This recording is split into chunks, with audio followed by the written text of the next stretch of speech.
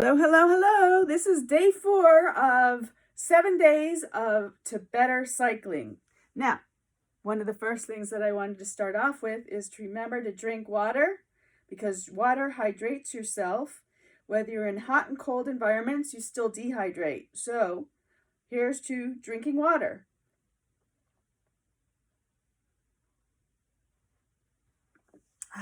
That was delicious. So today, remember, we worked on just warming up, and I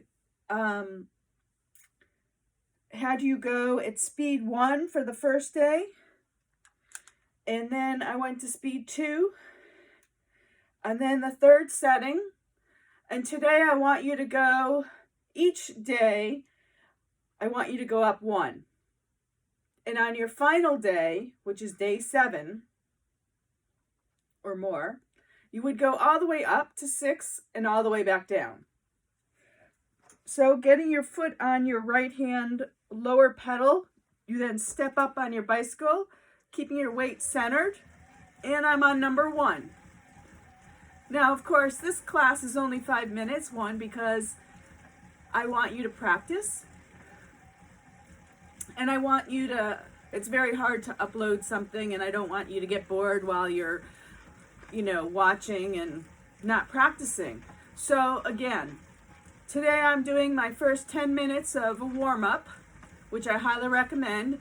I recommend a minimum of 30 minutes workout, but actually I think you need to be working out an hour a day.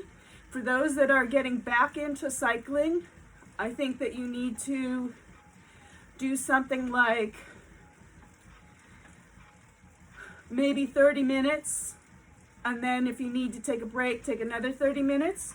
If you're on a bicycle like mine, my water bottle is here. And if you don't know anything about water bottles, this has an insulator on it. It's the red thing that's on the inside of my plastic bottle, and it keeps it a little bit colder riding in warm environments, because who wants to drink warm water? So it's been a great day. And after I do my 10 minutes of warm-up, I'm going to again move it to the third position, because we did the second position already. And we're going to do that, but I'm going to take a few minutes, at least 1 minute at the end of towards the end of my session with you today, and we're going to just review stretching. Now, if you're working out for a triathlon, I always recommend that you kind of work on each sport, but as you get closer to the sports, the race day, you need to kind of combine your workout. A person like me, who's been working out most of my life, really needs to be working out an hour and a half to 2 hours a day, which is a big block of time. And in that normal workout, I might do bicycling, running, and swimming, which is not the order of a triathlon. The triathlon is you start off swimming, then you go to bicycling, and then you go into running. Now, each of us have a better sport. We're stronger at one sport than another. For me, I might pass everyone on swimming, and then pass people on bicycling. And then when it comes to the run, well, people are passing me. Well, that's no fun. So, while I have your attention, I also want to talk about lightness of bike. As I get older, this bike in particular, I wanted to get a lighter bicycle, because as you get older, things feel a lot heavier. And if you get heavier in your body, which we hope you don't, except for muscle weight, you want to make sure that you're pushing less weight, along with your muscles being a lot stronger. Now, so when you buy your bicycle, that's what I recommend. Get a very sturdy bike, get a very light bike. Unfortunately, really good bikes are not the $400 or the $700 bicycles. They're over $1,000. And I recommend that, again, that you look at a used bicycle. So if you're a triathlete, you also may get another kind of wheel that you get, and you might also get handlebars that you're down here. This puts you in a more ergonomic position so that the air comes over you, because if you're up in a position like this, you're blocking the wind. And of course, if you're on a race day, you really want to not have anything obstructing your seconds that you want to take off on your race. So now that we've talked a little bit about the bicycle, as we've gone through different phases, we've had different areas where you shift. My shift right now is on the handlebar.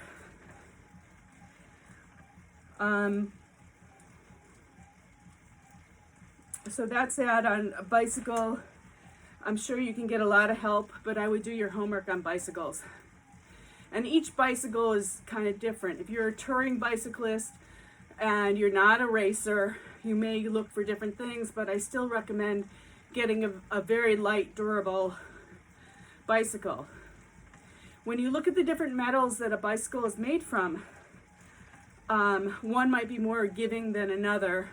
So ask your professional on what is sold in that store. Not all stores sell the same products.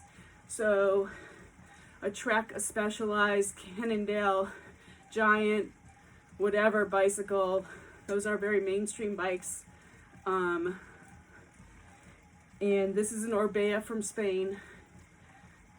Came highly recommended, and I love it. You should get to know this. So that's it for bicycles. Now I want to give a shout out to your bathing suit or your race day triathlon suit. Would be a water resistant one that you could swim in and then go bicycling in, so you're actually not taking another 30 seconds or a minute to take off your clothes or put on your bicycle pants. And then on a final note, I went to REI going to buy hiking shoes, and I didn't exactly see what I wanted. I don't remember the exact reason, but there was a problem either on the size, I think, and I decided that I should try on these pair of sneakers. And they were called Hoku, H-O-K-U.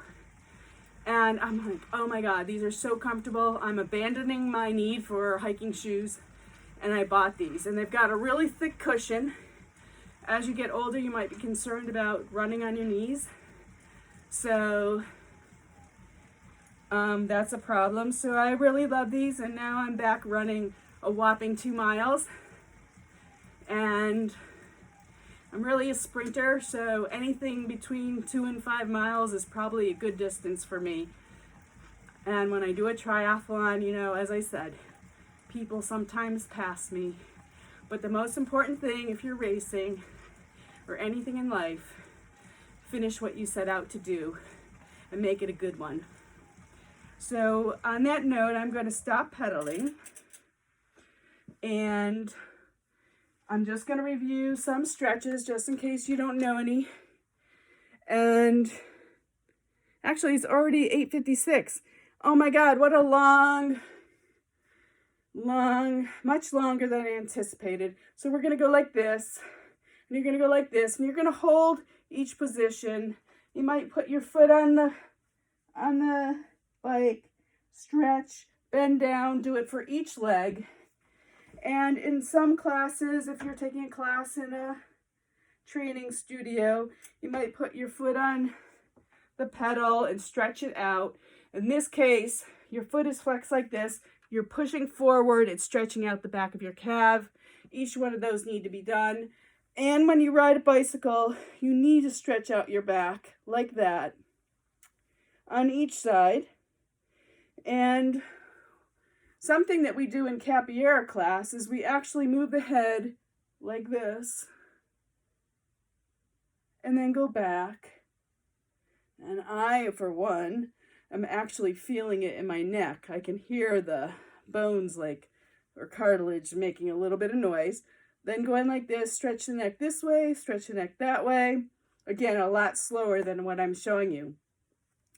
I also feel, not only do you do this, but I feel there are two really good things to do in closing on touching your toes. Now, some people naturally can touch their toes, but if you can't, get as close as you can, and you go from side to side. So I'm just going to move over here for a second. I go down, and I actually do 40, but if you do 100, that's great. One last thing in closing, I actually also bend down, and I go like this. I move my arms in circles both ways, and I feel that that pulls out my area around my shoulder blades. Now you can also sit down, get your legs out like this, and hold your arms over and try to touch your toes when you're in a straddle position, both sides and in the center. And that's it. I hope you had a good day. It's already 11 minutes. Got to do this better. I think I need my clock higher up. I did try to do that yesterday, but this is 20 minutes. This is 11 minutes. So see you tomorrow for day 5. Happy bicycling. Safe cycling. Have a great day. Bye.